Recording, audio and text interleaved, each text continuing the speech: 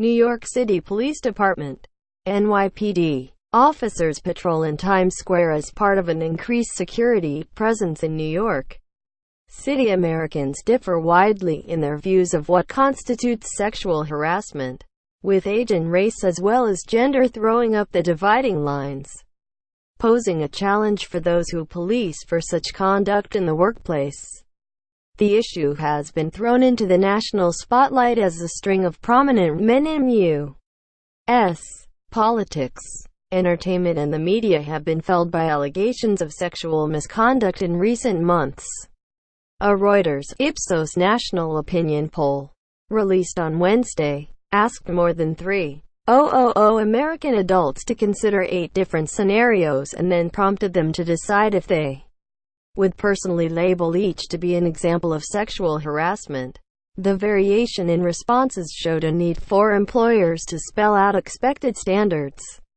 Employment experts said, while most adults in the DEC 13 to 18 poll agreed that acts such as intentional groping or kissing without your consent amounted to sexual harassment, they disagreed over a number of other actions.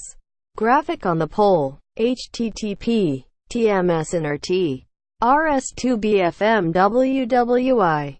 When asked about unwanted compliments about your appearance, for example, 38% of adults said this amounted to sexual harassment, while 47% said it did not. Some 41% of adults said they thought it was sexual harassment when someone told you dirty jokes, but 44% said it was not. And 44% of adults said that non-consensual hugging was sexual harassment, while 40% said it was not. The U.S.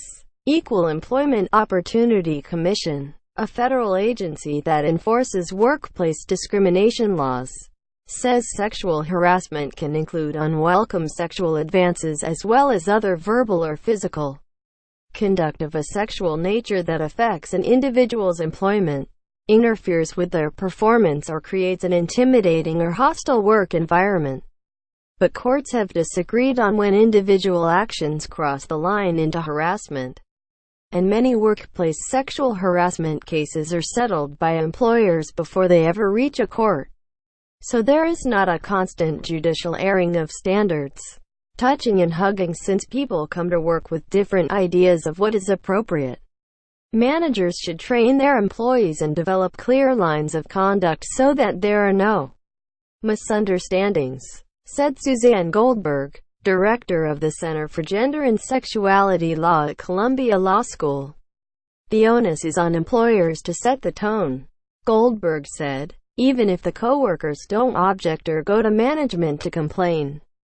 In the Reuters Ipsos poll, for example, 19% of men said that touching someone intentionally without their consent was not sexual harassment, compared with 11% of women. The poll did not specify exactly what was meant by non-consensual touching. 52% of people from racial minorities said that they considered non-consensual hugging to be sexual harassment, compared with 39% of whites, while most adults said they thought that it was sexual harassment to send pornographic pictures to someone without their consent. Younger people appeared to be more permissive. 83% of millennials, or those adults born after 1982, said it was sexual harassment, compared with 90% of Gen Zers, born 1965 to 1981, and 94% of baby boomers, born 1946 to 1964. Experts in sexual harassment law said it is understandable that women, especially women who are racial minorities, define sexual harassment differently than men, given that many have experienced it firsthand. Men do not cross the street to avoid people, said Joanna Grossman, a law professor at Southern Methodist University who specializes in workplace equality. Virtually all women do, whether or not they've been attacked before. It's part of growing up in a group that's been victimized for so long.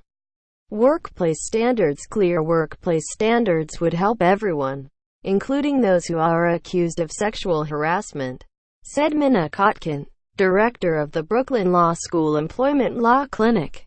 Kotkin, whose clinic provides legal help for people dealing with sexual harassment in the workplace, said she recently advised a man who said he was fired because he misunderstood where the line had been set. He worked in retail, and this was a place where there was sexual banter going around, Kotkin said. And one day he made a comment about a coworker's breasts, and then later she claimed that he grabbed her by the waist. He got fired, and he was really surprised, she said. He thought that conduct was part of their relationship. But the question is, maybe this woman tolerated this all along and then finally had enough. The Reuters Ipsos poll was conducted online in English throughout the United States. It has a credibility interval, a measure of accuracy, of 2 percentage points for the entire sample. The credibility interval is higher for subsets based on gender, age and race, as the sample size is reduced. This version of the story refiles to remove duplicate word poll and headline. Reporting by Chris Kahn. Editing by Francis Carey.